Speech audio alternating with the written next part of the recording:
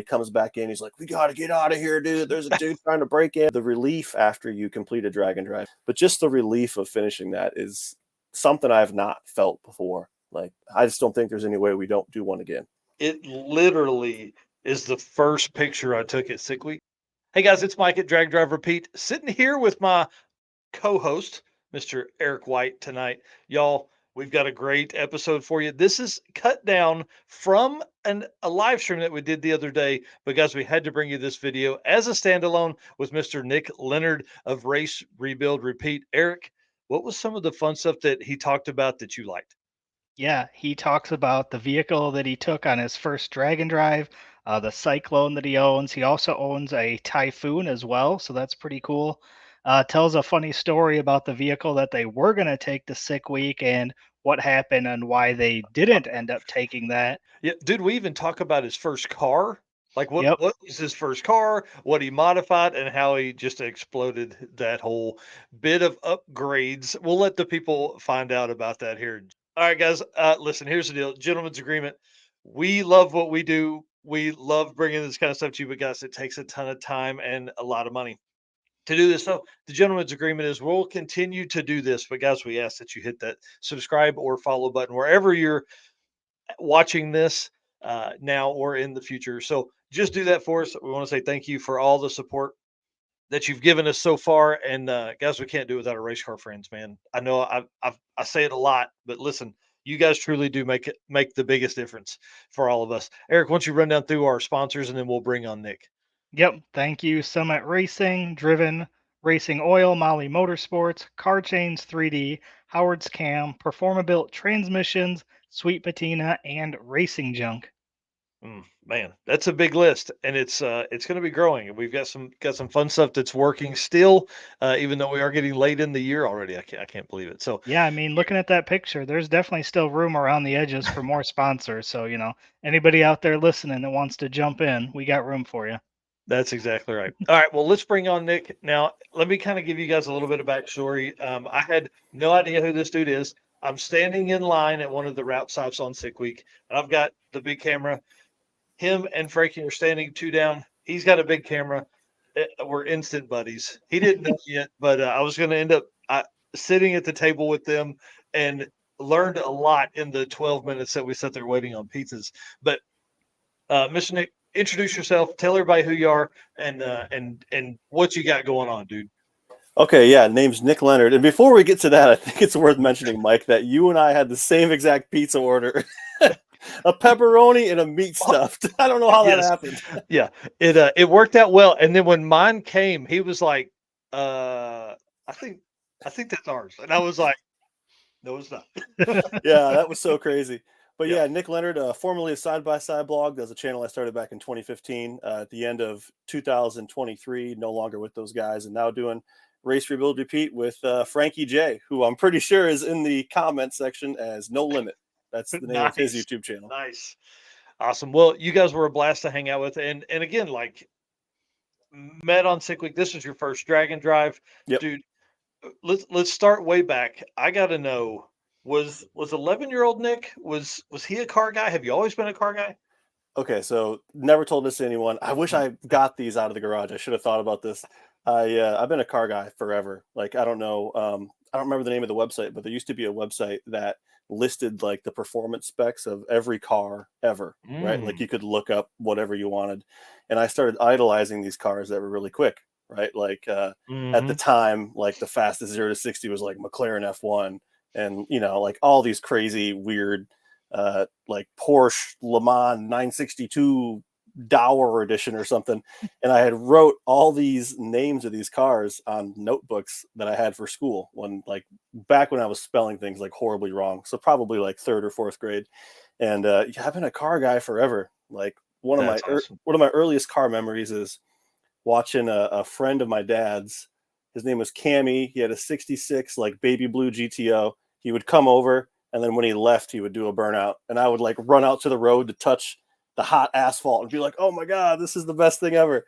So from that point, it was like car guy for life. That's awesome. Does that dude still have cool cars?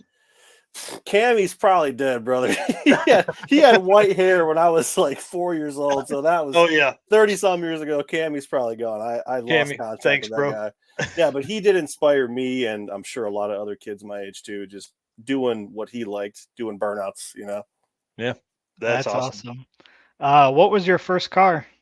So first car ever. So the first car I ever purchased, I worked at Taco Bell, and my dad agreed to co-sign on a loan for a '96 S Series Blazer. So four Oh by man, four, 4-door, and it was on eBay, which is super weird. So this is probably like 2004, 2003 ish. And it actually had like a really crappy supercharger on it. It was the brand was called Powerdyne. It was Mm. just like, maybe you've heard of it, maybe not, but it wasn't gear to gear internally. It had like a belt in it internally, Oh and gee, it was like a not nice supercharger, but it was centrifugal supercharger, and it was pretty cool, and it was tuned by some local shop, and it was slow as hell, but I loved it, and I thought it was the coolest thing ever. that's awesome. Well, that was my next question. Was what's the first car that you modified? And I mean, that answers that right there. Yeah, there there was this brand. I'm sure it's still a brand that supports this supercharger company. It's called 928 Motorsports, and they sell smaller pulleys for the Powerdyne supercharger. And that was the first thing I did. Right, like let's get this sucker making some boost. So I got like a 2.6-inch pulley for it, and immediately made like 14 pounds of boost. And then internally, the supercharger failed. It ended up putting the impeller into the housing and blew chunks of impeller into the intake. Luckily, I was able just to unhook the whole thing and then just drove it NA after that. But that was Like like my first yeah, modifying experience. you just thought it was slow. Oh, it definitely was slow the whole time. It was at the drag strip one time. I think it ran like a 15.3 or something. It was bad. That's great. That is great. So, what's your current fleet of vehicles that you own today? Well, I'm no J Rod. All right. I heard his Dude, list, and I'm like, is this woo! dude gonna stop? Like, what the hell, brother? I feel highly inadequate. Picked up that '03 Cobra that we just uploaded to our YouTube channel. I've got my STI in there. I just blew my Evo up last weekend. My Integra Type R's in there. My Dodge Stealth, a couple 3000 GTs, my O2 SS 35th anniversary Camaro, my 30th anniversary WS6, a couple sport bikes, and my Viper. Then the two Yeah. Super are away. My 300ZX is away. My RX-7's away. They're all getting. Yeah, I know, seriously. So what do I have right now? Probably best to think about what I just got rid of. So I just got rid of a 2008 SRT8 Jeep. That was something that I bought that was really cool. It had this like Hennessy performance package on it, like a heads and cam performance package. It was like the Nice. older WK1 NA, like the first gen Yeah. SRT8 Jeep. Just got rid of that to fund Race Rebuild Repeat. Turns out takes money to do Sick Week. Who would have thought? But yeah, we'll start from like the slowest thing. Have a 2012 Chevy Volt. Oh, Pretty cool. Okay. Pretty much interesting. bought it in You 14s. Pretty much totally ruined at this point. I have a 2012 Lincoln MKT EcoBoost 3.5. okay? Yeah, Kind of weird, kind of like fine. a hearse. Whatever. Yeah, yeah. That's the wife's old car that I'm now dailying. Getting to the cool stuff. I got an 88 Caprice wagon. Actually, that Yes. pretty badass. Olds 307 quadrajet carb. You know what I'm talking about. Yeah. Nice. Believe it or not. CA keep carbs alive. Yeah. Yeah, dude. Yeah, I have a friend named Jason who's going to rebuild the carb at some point for me. But Frankie actually found that on the side of the road, and it was from I think Tennessee or Kentucky, rust free, like really really nice. It's got Yeah. torque thrust wheels on it. It's painted like candy, kind of cherry red. So really like that thing. I don't know what the hell I'm gonna do with it, but do something cool. I don't know, like LS swap or I don't know. There we go. Yeah, we'll see what comes with that. And then next thing I have 93 Typhoon, GMC Typhoon. Pretty cool car. Oh yeah. Bought that early last year. And then also early last year, I bought a 91 GMC Syclone. And that's what brought me here to this channel. So, Yeah. Yeah. I was actually walking through of course, cyclones are pretty rare yeah. whenever you're looking at drag and drive stuff. And so I immediately sent it to my race car friends, buddies chat, and everybody lost their mind. So of course Really? just grew and I had to talk to you. And then, now we're here. But yeah, the Cyclone's been real transformative. It was kind of like one of those you don't want to meet your heroes thing. Like right when I got it, I didn't know how to work on it. There was all sorts of things that like are not new school, right? Like Yep.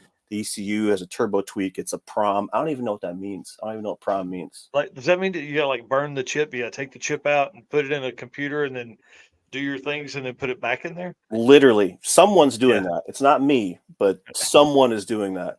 But yeah, it's been a really cool truck, and obviously taking it on a drag and drive is kind of scary. Like it doesn't even have a dent in it anywhere. So, Wow. but And it's super low miles. yeah, it's got 65,000 on it now. But I bought it with 61, and I actually drove it to Michigan from New York, like upstate New York, when I Wow. bought it.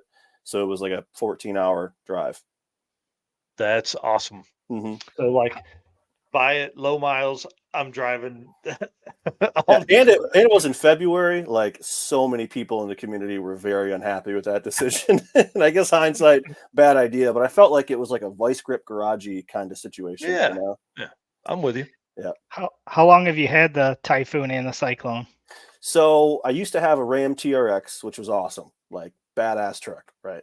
But horrible daily driver, like Yeah. almost the worst daily driver ever. Just because it's so bad on fuel. Like it's Yeah. you get 10 miles to the gallon, you're filling up all the time. I spent like $150 a week on gas because I, was driving back and forth to work. And when I sold that, I had a little bit of equity, and also and that's when I bought the Typhoon. But then I was helping out a friend of mine for a long time with some money stuff that they had going on, and they came into some money and then repaid me back all the money that I gave them over the course of like 6 years. So Nice. I'm like, When- okay, I wasn't expecting to get 30 grand. What am I going to buy? Cyclone, Right. done. Like, Yeah. don't pay any of my outstanding student loan debt. Don't do anything responsible. Like, let's buy a Yeah. freaking Cyclone, brother. So, Yeah. Well, Yep. you had the Typhoon. You had to have the Cyclone. well, I had the Cyclone first, right? And so I bought the Cyclone in February. I bought the Typhoon in like, I don't know, I forget what it was, March or April or something. Oh yeah. So But when I had the Cyclone, I sat in it and I said, I don't fit in this truck, but I was already there. I'm in upstate New York. I flew in. I'm Yep. driving 14 hours home. Like, I don't have a choice, dude. yeah, Nice. that makes sense completely. Yeah, And I I appreciate that. I got a buddy that used to live in the town that I live in, but now he moved. He's out in Tennessee, but he also has a Cyclone and a Typhoon. Dude, hell yeah. So Yeah. pretty cool. Yeah, the Typhoon's definitely way more comfortable. The seats lean back. The 93 has a different set of seats than the 92. So, like, they're just wider. They don't have as much bolstering. They didn't really understand bolstering in 1991, turns out. So for me, like the bolster for your head is like in the middle of my back. So I'm sitting there like this, trying to drive it. And if I sit like this, I can't see out of it. So I got to go like this. I end up looking like Edgar from friggin' Men in Black, dude. It's not good. And so you put 800 miles on it during sick week. Yeah. Why did you take the Typhoon on sick week? So the Typhoon had a massive oil leak. And that one's like totally stock. So I figured it would be like way slower. The Cyclone's got a little bit of mods, but like the Typhoon was leaking oil like every time you started it. We're talking maybe a quart a minute. Something was wrong with the remote That's oil too much. filter adapter, and it was just coming right out. So didn't want to risk that.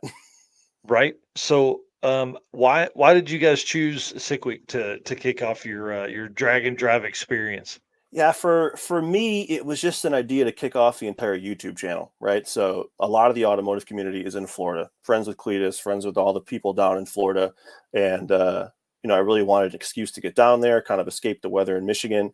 And when you get down into that area and there's all those things going on, the ability to create content is off the charts. Like everything's happening, and it just made sense. And Frank, I'm sure who's watching right now, we were actually supposed to take his 05 Magnum that he bought. It's a Hemi.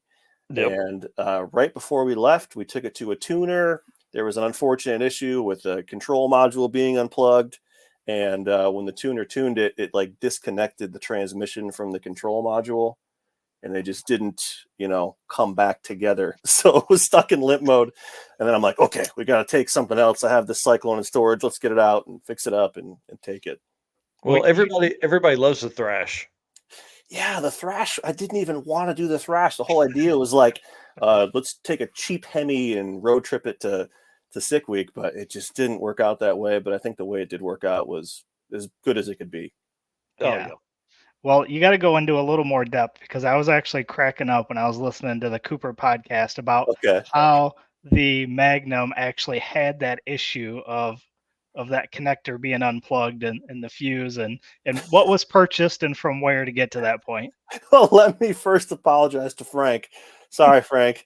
You can blame it on me. He's late night searching Temu, right? We all saw the Super Bowl commercials. They call it Temu now, but last year it was Temu. So I don't know what's what, but he's searching Temu. They give you like, 97,000% off your first purchase. So he's buying all sorts of stuff. He buys underglow for the car, which is kind of like ironically cool now, I guess. Yep. It's Yeah, coming dude, back. Yeah, it was cool in the early 2000s. Now it's back, man. It's just like this cycle. Just Yeah, I don't know. It's like Corona, right? I'm channeling my inner Dominic Toretto here with the Corona. But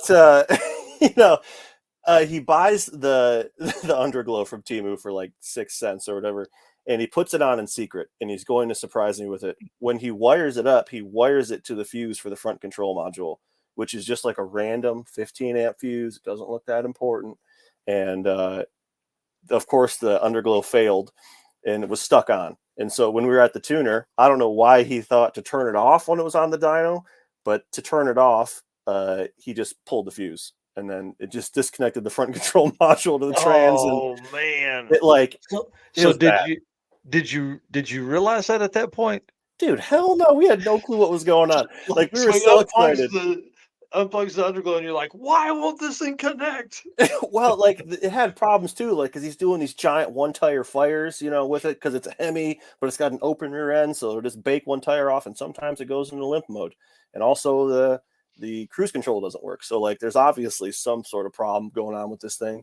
So when it was failing on the dyno, it was like, okay, all right, maybe there's something related to that. I had no clue it had to do with the front control module being disconnected. So stupid. But that's the story for you, dude. Underglow is coming back, man. It's great. I would have loved to seen you guys pull up in that, but let's be honest, dude, you wouldn't have got as much attention in the Magnum. It would have been fun and it would have been way more comfortable. But it was worth it to me for you guys to be uncomfortable for the week. Oh yeah, me too. I'm so happy we did it. And the best part about it is I think it created a better story, right? Because the Syclone required a ton of work. We took it to this really cool shop north of Tampa that does cyclones and typhoons only. It's called Sport Machines LLC. They had like 22 cyclones and typhoons on property that they're working on. And the guy, when I called him and told him what we were doing, he was pretty pissed, right? And Frank's like, I would have hung up on that guy. I'm like, no, I don't want to hang up on him. I think he knows what he's doing. So we took it there, and literally it was a 13-hour day getting this thing completely ready. And the truck is like 10 times better than it's ever been. So not only now do I have a properly running Syclone that I couldn't have fixed myself, but created some great memories on the drag and drive as well. Well, and you get to meet. I mean, let's be honest. The dude that worked on that thing had to be like the knowledge. He was a book. All the stuff that was on. I can't imagine. That guy probably gets as nerdy about that stuff or more than I do about the drag and drive stats. It's unbelievable the amount of information there is about vehicles that were built for 2 years. So the Syclone was 91 only, and the Typhoon was 92, 93. But there's so much lore surrounding these within GM, within dealers. There's all sorts of rumors. There's potential things that could have happened. There's things that did happen. There's so much info just surrounding those two vehicles. It's pretty wild. Yeah, that's intense. So it gave you a pretty good, made you feel good about owning both of them. I can only imagine that would be, you're like, yeah, okay, I'm cool. Yeah, and what I said on Cooper's podcast was, man, like I was totally fine with having them and just letting them sit in a garage forever. I'll drive them, they'll run crappy. I'll be like, all right, whatever. I'll just look at them. But then couldn't do that anymore, unfortunately. So I had to, actually use them. And turns out it's just way better to drive the cars you have than to look at them. I'm sure anyone watching can agree with that. Yep, 100%. Was that the guy that you had said that had like every bolt available for those vehicles? Yeah, his name is Tom, and he has everything. Like I'm sure, I don't know if he's broken down total trucks or has just accumulated it over time, or I don't know how we got these, but like literally he has diagrams and bins that have bolts for every piece of the vehicle, no matter where you're looking. Because, obviously the bolts are very similar throughout, let's say, body mounts or whatever, Yeah. but some are longer than others. So to have the proper bolt, you need to know where it's coming from. And he just has everything laid out in a way that's beyond my ability to do. So anybody that's listening that has one of those vehicles, that's the guy they need to get in touch with. It's almost impossible to not know the guy. Like, he owns all of the Facebook groups. He's the admin for like the old forums that no one really uses anymore. He Yeah. puts on the big Cyclone Typhoon meet at the Carlisle Truck Show. Like, he is the guy. Like, if you don't know Tom, like, you're living under a rock. Yeah. Dude, that's just really kind of a cool setup though. Like, cause you're down there, you choose to bring that one. Obviously you're down there and you're like, hey, listen, we're close enough to this guy that like, I mean, that in itself adds to the story, that you had Tom work on it, Yeah, like it's like anything. It's like if, maybe this is a little bit overshooting it, but let's say you crack the screen on your iPhone and Steve Jobs fixed it. That's kind of how it felt to me, Yeah.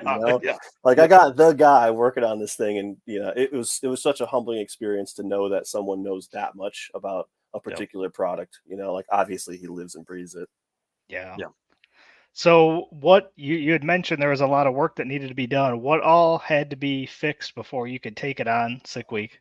Well, so I had basically maybe 10 minutes because I was very, very busy last year managing Side by Side Blog before I left.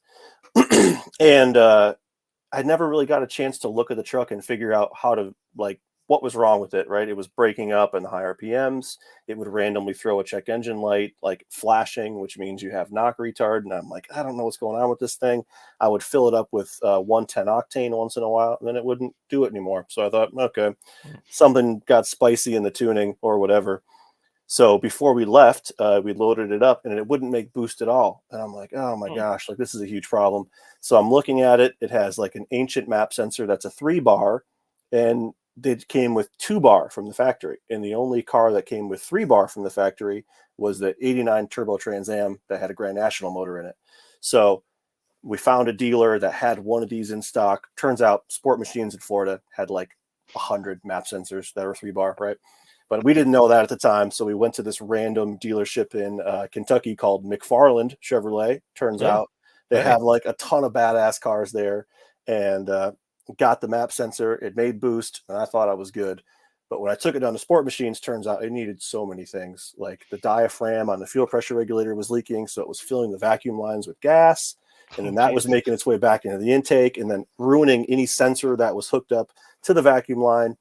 And like, the plug wires were wrong, the plug gap was wrong, the intercooler was leaking internally, so I was just sucking in coolant into the motor. I had no idea.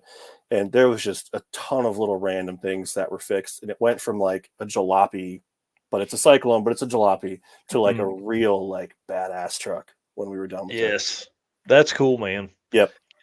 Sweet. You ran in the D class at Sick Week, which is Unfortunately. 1150 and up, right? So what did it run during So the week? we were trying to go off idle just for consistency, right? Brake boosting on those is tough. The brake system's crappy. The vacuum system's crappy. So we were just going off idle, and we were shooting for like a 13.0. So our dial-in after day one was 13.04. We, I think, placed 8th in the class, which was pretty good. Top Pretty 10. awesome. Yeah.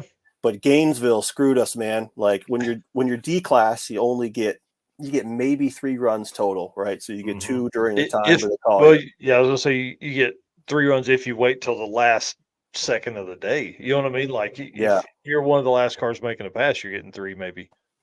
Yeah, that's what's rough about it. So we were shooting for that 13.04. Like I said, I think our spread was 0.93 at the end, which was pretty decent. It was good enough to place 8th, which didn't get us anything. But the final day, we got some Q16 from VP, and I tried to turn the boost up, but it didn't work. But Frank, who was the driver during the entire week, he boost launched it and ran it to ran it to a 12.54.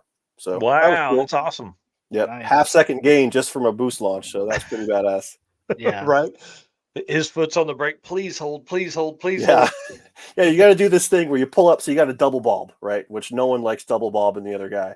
But you have to go up, you double bulb, you put it in neutral, you rev it up, build some vacuum, and while you're doing that, you're pumping the brakes. Now, on your final rev, you hold the brake, and then you can finally get into the brake boosting procedure. Otherwise, it just pushes through the brakes. Nice. That's awesome. Well, I do want to know, did other people how did everybody else receive the Syclone that was down there? Were you guys just covered up with folks all the time? Probably 90% of the time, there was either someone looking at it or talking about it, which was awesome. Like, Yep. I love talking to people. I love meeting new people. We gained a couple of friends, obviously, you, Mike, on the whole deal, just from a random pizza encounter, not so much the Syclone, but Yeah. it just, so many people like seeing it. A lot of people said, oh, my uncle had one, or my brother had one, or my friend's dad had one, and just kind of really felt the nostalgia of seeing that truck again, because it is something you don't see very often, which is cool. Right. And it's a clean example too, which is nice. Sorry, I'm looking up here to see. It literally is the first picture I took at Sick Week, the first vehicle picture. It's No not. way. I took some videos of other cars, but it's the first picture I took down there. That's awesome. And I see Yeah, it's Frank. pretty crazy. Frank's commenting the coat. Okay, this Yeah. is a big story. Yes, dude. So, Yes. Tell us about the coat. all right, so there's two coats in question. First one, not that exciting. I highly overpaid for like an old school Syclone coat that, I don't know, came from a dealer or something. It's like, it looks like something Danny Tanner would wear from Full House. Like, this thing sucks. The colors, like denim and then green yeah, sleeves or something. Yeah. it's all faded. Like, it's so bad. And a guy named Ian reached out to us, and he's like, I got this other Syclone coat. I want to send it to you, and Frank can wear the coat. And of course, it's like this. It looks like the Heartbeat of America coats that you see. It's like perfect condition, right? It's black. It has a red Syclone embroidery in it. And he sent it to us in Gainesville, and we got it at the end of the day. And Frank ripped the coat the whole time. Like, Dude. he loved it, dude. It works so good. It was great. There's a small part in the video that you can see it, and man, I'm telling you, that thing that made the week. That made the whole. I would think like now that thing needs to hang on a hanger in the truck. You know. Yeah, I feel like the coat is just not even mine. Like, when the truck goes away, if it ever does, like, the coat goes with it. Like, it belongs to the truck. So everybody kind of fangirled, I would imagine. And then, how did you guys feel at the end of the week? You made it. Like, what was the Friday vibe? Friday vibe was just so badass. Like, we stayed all the way to the bitter end. We watched the trophy ceremony. Some people left that I was going to see during the weekend, so I actually got to bring a trophy with me. It was James' trophy for getting second place in the 275 class. So it was cool to take a trophy, even though it wasn't mine. It was cool to have one. But like, the relief after you complete a drag and drive, even in D class, which I know isn't the coolest class, but just the relief of finishing that is something I have not felt before. Like, it was a long week. It was so much driving, crappy hotels, right? Because like, we're booking last minute because I'm thinking the truck's going to break. So I'm not going to book the Hampton Inn 3 days out. I'm going to book the Super 8 2 hours before. And just everything about it was just really, really enjoyable. I just don't think there's any way we don't do one again. Like, they're so cool. Well, that's good to hear. And Eric is the 3 day ahead. Yeah, he wants to book a hotel. But dude, I'm the same. I'm like, no, listen, we don't know if we're going to be here tomorrow. Well, something's going to break. Somebody's going to break. We're going to end up having to go back and rescue somebody. I'm not booking hotels till 11 o'clock at night and hoping we find one within 50 miles. Dude, yeah, that is, man, when we stayed in Georgia, we stayed in, it was north of Valdosta somewhere, but man, a local guy was trying to break in to all the rooms there, and he knocked on the door, and the police showed up, and Frank went outside to get something out of the truck at the time, and he comes back in. He's like, we got to get out of here, dude. There's a dude trying to break in. I'm like, I'm trying to edit video, bro. Like, we got to do something. We ended up staying there, and we were all good. But yeah, Chris, you're saying Georgia was so rough. Some people got the Hampton Inn, which I assume was nice, or stayed in. I don't know if it was Valdosta or whatever the town was, but if you stayed in town, it was okay. But north where we stayed was, I would say, not nice. Yeah, Frankie said, we're leaving. That's what he said. That's great. Well, let's stay on the YouTube topic for a second, because I want people to understand, like, you coming in, obviously you've edited thousands of videos in the past. You have a pretty good process. You know what's going on. Yep. But talk to us about, your editing process for Sick Week? Like, did you record all day and then try and edit a daily video? And then how late did you stay up at night? Yeah, so the editing process, I knew I couldn't compete with some people, right? So the Syclone didn't have, of course, okay, I'll back up. So of course I use like a gaming computer to edit on, right? It's Windows based. I tried the Mac thing. It just doesn't work for me and my workflow. So I have like this old, it's like a 2018 gaming computer. So it requires like 400 watts of power, which of course the cigarette lighter on the Syclone's not going to do. So No. while we're on the road, I can edit on the battery, which lasts like maybe 40 minutes, and then I'm cooked until we get to a hotel room. So I already knew I wasn't going to be able to keep up with like the editing team that Tom Bailey had, or 1320, or Garrett. So I kind of went about it a little bit different. I wanted to document more of the drive and more of the things that you see during the drive, as opposed to just like really hammering the drag race content, because I knew I couldn't keep up, right? So it's important to kind of throw a different spin on the content. And just create a story out of it, create a story arc, talk about what's going to happen the next time they tune in, and kind of leave them hanging a little bit. But I think I finished the entire week's content that following Sunday or Monday. So I wasn't like a week behind, but I definitely wasn't day by day. But I was staying up late. So Yeah, it's pretty intense to try and keep. Yeah. Even just moving the footage you take to a hard drive, just moving it from your camera or your phone or whatever is hard, because I can't imagine what that would be like in a regular cab pickup with a tonneau cover. And I wish I had pictures of all the stuff that you guys had, because it was everything. Dude, that entire bed had to be filled. Dude, I don't know. Like, Frank brought a cutoff wheel. Like I get it, but like, do we really need the cutoff wheel? And of course it had like the 8 amp hour battery. It was a Milwaukee, right? So it had the big battery. And it was just that entire mentality throughout everything that we brought. Like, we brought nice rocking chairs so we can sit in. We brought a little table from Buc-ee's. Yeah. And we were on the bump stops like literally the whole time. Like, I think we were over the bed's capacity. And then you add us in the cab, like it was full bump stop the whole way. So it was a rough ride for sure. Yeah. I tell you though, the cutoff wheel is a multifunctional tool when you're on the road like that, though. True. Yeah. You need to like make fire, sparks. You got that. Well, hey, at some point you may have needed to shave those bump stops down. The worst part is like when I was getting the work done at Sport Machines, the Friday before we were doing stuff, he's like telling me all these things that it needs, and I'm bleeding dry at this point on money. And like the important stuff, intercooler, tune-up, fuel pressure regulator, injector, like all these things. I'm like, okay, I need that. He's like, you ain't got much left on your bump stops. I'm like, dude, I don't give a crap, which was obviously a huge mistake because we rode on them the entire time. Yeah, you should have spent $82 and bought new bump stops. It was just probably from Tom they'd have been 300 or so. You're like, these are special, these are new, these are NOS parts. You're fixing to ruin them. Yeah, exactly. Yeah, Frank makes a good point here in the chat too. So we had the tools, so we didn't need them. That's how it works. Yes. Well, that is exactly how drag and drop works. 100% for sure. The worst part about the whole thing is, so I run the truck on Valvoline VR1 because I feel like old motor needs some sort of zinc, right? Whatever. Okay.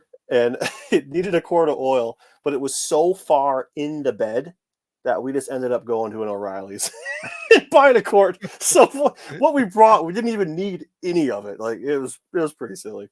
That's awesome. Well, next time you'll pack less and you'll need more. It'll be great, man. You'll have the Magnum fix, and it'll be on. Yeah, it'll need everything. Or you'll pull a trailer and you'll put more in it than you even needed. I saw a lot of that. I think I saw a 240 pulling like a 14-foot trailer. Did you guys see that sucker? What was that about? Dude, I love the trailer game. Like, it has like completely just gone nuts. So I'm sure you saw the Van Halen trailer by Andrew Taylor. Like, I love all the different stuff that people bring. And yeah, that's badass. I feel like that's such a unique thing. Like, there was a dude, and I don't know old cars very well. Maybe it was an old Ford, an old Chevy, but he had the boat behind him, like the old John boat. Dude, that was so cool. Yeah, that was Michael Heston in that Gasser pickup truck. Yeah. Yeah, I'm a big fan of those guys. Yeah, we've got a video coming out with them here pretty soon as well. Yeah, actually, this is him right here, the Bucket List Mob. Well, that's Talked him? about it. Yeah, that's him. No way, how dude. That awesome, was the yeah. best trailer of the week, in my opinion. Yeah.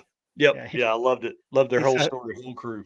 He said, I thought we should bring a 110 welder. I told the guys if we bring it, we won't need it. They said they didn't want to bring it. Guess what? 5 days. We needed it. Ain't that the truth, man?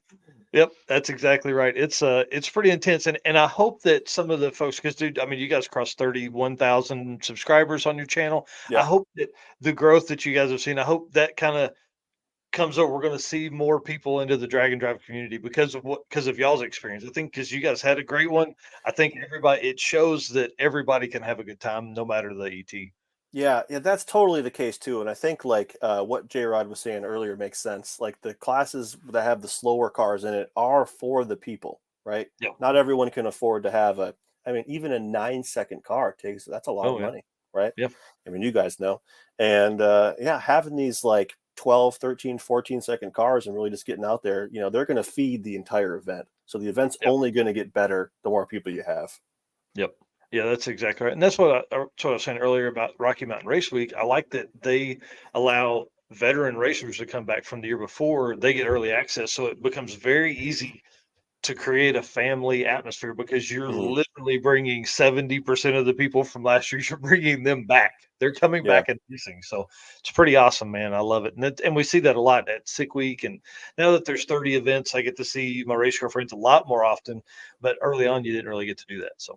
Yeah, when I first heard of Drag and Drive, I think Rocky Mountain Race Week or Drag Week, is it Hot Rod that puts that on? Hot Rod? Yep. That was the first time I heard of anything like that, and a couple friends that I had did them like a long time ago. And I thought, man, that's just crazy. I don't think that'll catch on. But after doing one, it's like, oh, holy crap! It's like a rolling car show. Yeah, and then you get to see the cars go fast. You just don't get to see them sit there and, hey, don't touch this. It's like, no, these cars are going to drive on the street and they're going to rip. Like it's transformative for the drag race community, in my opinion. Yep, I love, and it gives people a reason. Like, there's a lot of like COVID was bad in a lot of aspects, but really it now that it's over and people are back out in the world, like people want to do fun stuff, and it's a perfect thing for car guys and girls to be able to do that. Well, let's talk about the Typhoon. I want to jump back onto that for a second because that is like my jam. I had a 2-door S10 Blazer in high school. Sweet. It had a V8 in it, so it wasn't as cool as a Typhoon, but it was a lot of fun. That rig was, I always threaten that I'm going to rebuild that thing. But like, what are the plans for it? Are you gonna do some mod sit, or is it one of those things that's gonna, hey, let's almost kind of keep it stock and let it appreciate in value? None of those plans are what's going to happen, actually. So when I was managing Side by Side Blog, like the biggest revenue generator was giveaways, right? Sweepstakes. Yep. You see all the big channels doing it, and that's what we're going to do with the Typhoon. That's the first time I'm saying it publicly here, but wow. that's what's going to happen with that. So I don't have timing on that. It's really difficult to source proper merch and designs and fulfillment. Like, these are all things that I'm starting off fresh with. So yeah, that's a lot of work to do, but I think that's the plan with the Typhoon is to kind of give it back to someone. And it is like bone stock down to, a functioning EGR, which is like the first thing you get rid of if anyone, modifies these things. So I think that's going to be a fun way to give back to some people that want to support us. There's a lot of people asking for merch already. So might as well give them an excuse to buy it and give away a really nice vehicle. So, well, I know I'll be buying some for sure. Yeah, I appreciate that. Typhoon in my life, dude. It's really nice too. It's been repainted, and someone really took care of the body on it when they repainted it. Like, it's straight and it's gloss black, not only on the body but on the cladding too, which is like a really cool look on those. Nice.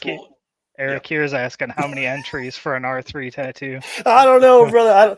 You have to read the rules, dude. I don't know. Please, we'll put in a special clause or something. I was gonna say, please, sweet baby Jesus, give us a R3 tattoo clause on the number of Typhoon tickets. Could you imagine how many people would actually go do that though? You know what I mean? Like, so when you do sweepstakes, like, so I ran 9 or 10 of them. And like, I have my head wrapped around it pretty good. There's this thing called an alternative method of entry, and that's like the mail-in entry. That's the no purchase necessary. Yep. And you can put in there whatever the hell you want. Like, you could say, show me a picture of your tattoo and you'll get 100 entries. Like, that's a real thing. Wow. So I don't think that is like I think we could do that. So we'll see. I don't know. Well, Eric's in. Eric's got it. not Eric Okay. White. Eric Scott is in. Hey, I'm in too. Perfect. You guys are nuts. Yeah. That's awesome. Eric Scott said he'll sign a contract at Burnout Rivals. Okay, all right. What's up next, man? What are you guys going to be doing? Yeah, so I think, when you start a YouTube channel, maybe you had an idea in mind for what you're doing. Obviously, given the name, it's pretty obvious you're doing what you want to do here. But we didn't really know what was going to work or what was going to hit. The car stuff is where I've been my entire life. Getting into the side by sides was just a cool way to experience what I wanted to experience in a vehicle that I couldn't afford. Mm-hmm. But now side by sides are, they're more expensive than vehicles at this point. Yeah. The first one I bought was $8,000, right? First Yep. side by side, and I had just as much fun as ones I paid $50,000 for. So it's kind of a weird thing. And so yeah. So now, we're not like, me and Frank aren't like genius workers on things. Like, I had other people fixing my stuff for a long time. So kind of getting back into the ropes of working on stuff. So we're calling it Two Morons Garage just as a joke. Nice. But I think, if I was to put a number on it, probably 50% automotive and 50% power sports. So not just side by sides, but, ATVs, dirt bikes, anything else that's not car related. Yeah. That's cool. So some jet skis. Can we get some vintage jet skis in there? Dude, I got jet skis. Like, super fun to drive. In terms of making videos, almost impossible. Yeah. I can't imagine. You have to like run into something for a jet ski video to do anything, I would imagine. It's like anything, Okay, cool. Yeah. Yeah, unless you're like in torrential winds and downpour and there's huge waves, like maybe that could be cool, but it's hard to really share those type of experiences on video. The life of a YouTuber. I know. She's tough, dude. That's right. Well, so that's kind of the channel. What about for the cars?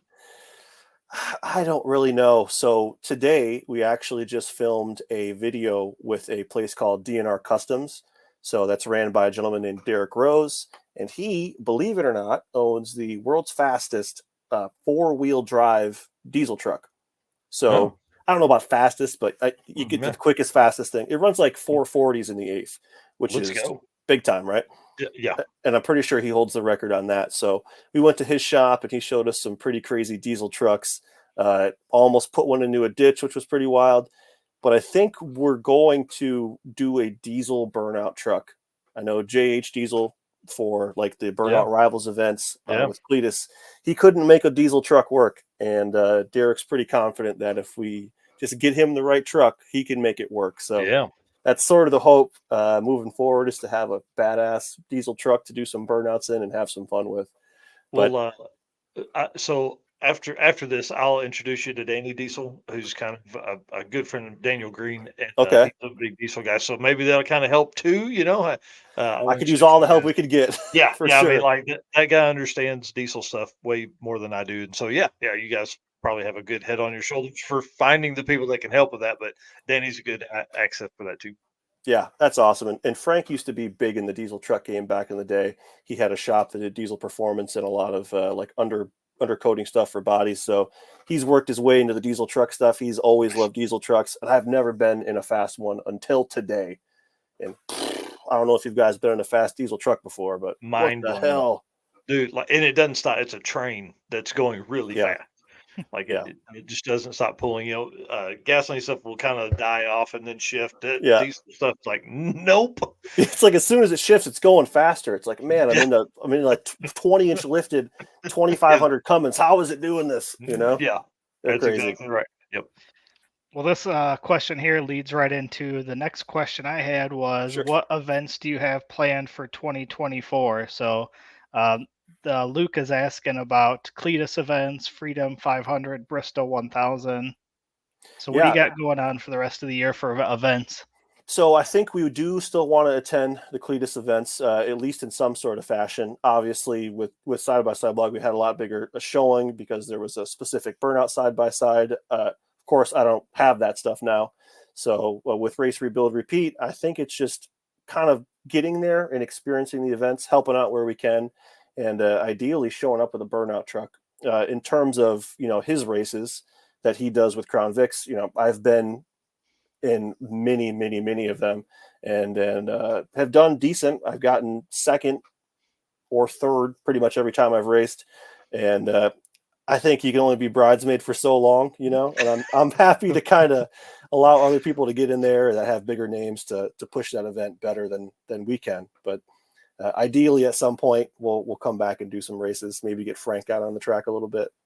That's There you awesome. go. What other kind of events? I know somebody here earlier asked about drag and drive events. You doing any more of those this year? It's so tough. Like, as you guys know, with scheduling, right? And when you have such a YouTube channel in its infancy, it's really difficult to know where to put your money, right? Mhm. So we're only a month in, and it's doing way better than I thought it would. So I don't know exactly what to do.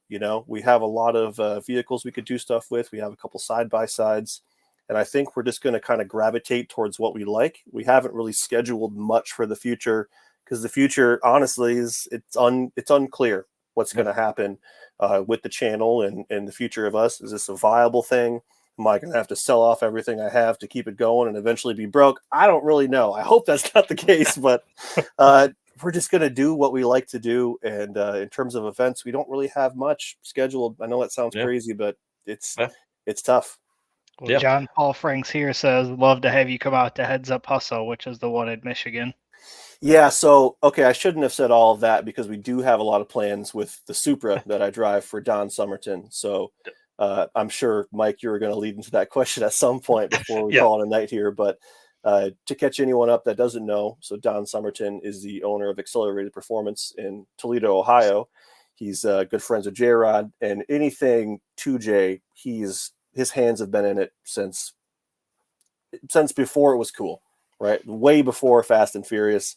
And the cars he's built have held records for a long time. And he got out of it a while ago and sort of got back in it when I found out that he had a super badass, like back half Supra. And the option was put out to the entire team that I previously worked with. And no one wanted to drive. And I'm like, I guess I'll do it. And Mike, like, I'm tall and I have a long torso. I don't know what happened there with the genetics, but we had to do a lot of modifications for me to fit in that car. And now it's like literally built around me. Like a normal person couldn't reach the gas pedal or steer it properly. So this year it's going to be full on Supra stuff. We'll see what we can do with that. It's been a best of 680 blowing up at the 1,000-foot. So we're hoping for, I don't know, something crazy, 650s maybe. I don't know. Yeah. Man, that's so fast. And so is that like a purpose-built car? I mean, that's not a car that's probably going to do a heads-up hustle drag and drive. That's more of something that's going to be Texas 2K World Cup final stuff. Yeah, so we did World Cup final in 2022 and really want to go back. In 23, the timing just didn't work with the team that I was with, and Don had some other things going on too. But this year, we're more laser focused on getting that done. But the car is like specific drag car. Like when you're talking 2J stuff, it's once you get into the sixes and you're on methanol and there's no radiator, like it's and being a back half car, spooled rear end, giant tires, like it's not something you're going to have on the street unless you're on Street Outlaws or something. But I mean, it's crazy to think that like J-Rod said earlier, 180 cubic inches and running, just sixes is crazy. Yeah, the things that Don does to make that car work is next level. You're talking 3 injectors per cylinder. You're talking a decent shot of nitrous to spool the turbo. We're in the Warriors First Trace Quarto class at World Cup, so it's like a 94.9 millimeter turbo. And the amount of power you can make with that is insane. North of 2,500 horsepower out of a small motor. Yeah, all the RPMs and all of the airflow. Like we talked with Jerry and Matt Sweet about NA stuff. Everything is important at that level, especially with that small of cubic inches. Yeah, what's super weird about that car is when something small goes wrong, it's so difficult to trace back what it might have been, because when it goes wrong spectacularly. So there was multiple rotating assemblies ruined, and we found out it was because of a spark plug. We thought we thought it was detonating or something was going on. But this, I don't want to name the brand in case they're like a sponsor or something, but the specific racing plugs that we were using at the time, the electrodes were loose in the insulator. Wow. And that wasn't allowing proper heat transfer back to the insulator. And it was just turning itself into a molten ball of lava. And it looked like it was detonation, but turns out it was just the electrode melting and causing this thing to basically melt itself down almost every run, which is difficult to deal with. Yeah, that gets expensive quick. Well, one more run through where people can find you and kind of what your schedule is and all that stuff, like for posting. Sure. Yep. So Race, Rebuild, Repeat on all social media. Have a URL locked in. We don't have a website yet, but we'll get there when it comes time to sell some merch. And in terms of video, I found, through my experience, a Tuesday, Thursday, Saturday, or Sunday morning works out well. Tuesdays and Thursdays at night, 6-7 p.m. somewhere in there. And then Sunday morning, trying to kind of recreate that TNN vibe that we all had back in the day. Just putting out a video Sunday morning for everyone to watch is fun too. So that's what we're shooting for. We're kind of going from the hip on a lot of the video because we don't have a big catalog of content, but you're creating it in the moment. Dude, I think that's really cool because then people get used to seeing like what you're working on right now. It's not 3 or 4 months late. Yep. Yeah. And it keeps it fresh for you too, which is important. You're not working on something for weeks. You're just working on a single thing that, happened yesterday. So that's awesome. Well, thank you so much for hanging out. Please stay with us. We're gonna close out the show, but we definitely want to let you and Eric talk for a few minutes. I'm sure he's got a ton of questions. But dude, congratulations on all your success. You've earned every bit of it. I mean, 31,000 subs in what, a month? I mean, did it hit 31,000? Let me check this real quick. It's got to be really close to that because I know you had crossed 30 sometime in the last couple of days, and it's just been fun watching you guys. Now it's Race, Rebuild, Repeat. Get on there. Get in early. That's what we'll say. Get in early. Yeah, when that Typhoon giveaway comes, buddy, be ready. That's gonna be a lot of fun. Right. Awesome, man. Well, all right, we're gonna put you backstage and close this thing out. Excellent. Thank you, guys. Thanks, dude. What a fun show tonight, man. It's been a great show. We had two announcements that you hear first, nowhere else. So you've got the Typhoon giveaway. I mean, dude, listen, you're gonna see me. I'm wearing some R3 shirts. Yeah, me too. And then the off-road kind of drag and drive event is going to be pretty sweet too. So awesome show tonight. Yeah, we had a good time, guys. Again, want to say thank you so much to everybody. Want to thank our sponsors. Thank you for being our race car friends. Thank you so much for all the support you guys have given us.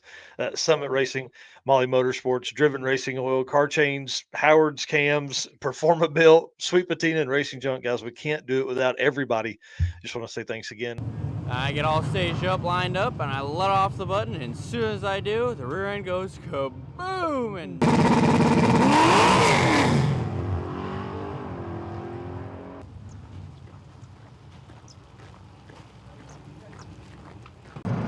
that's where we are too. What happened?